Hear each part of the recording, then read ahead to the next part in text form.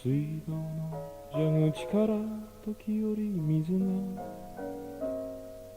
滴って朝の日にキラキラと輝きながら落ちてゆく。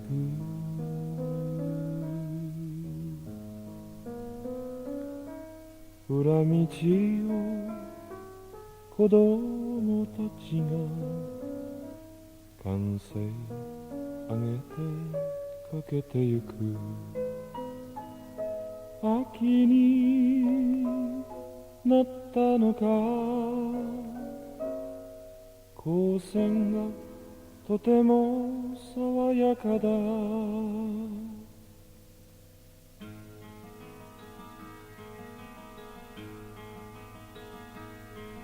夏の日に茂ってた基地の草も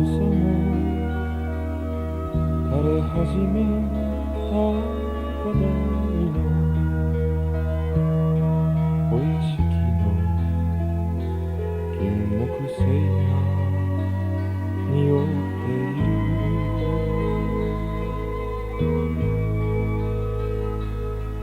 捨て場から走り出した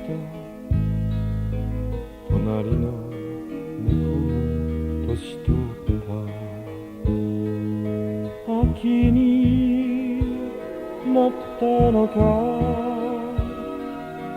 光線がとても爽やかだ。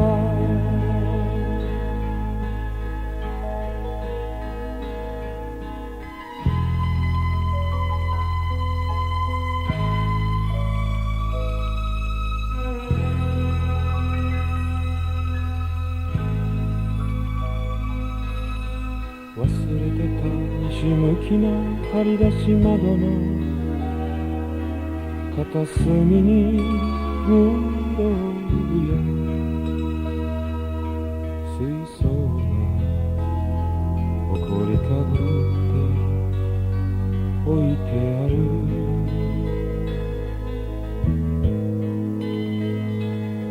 アパートの屋根の上の夕焼け雲が広がって秋になったのか、光線がとても爽やかだ。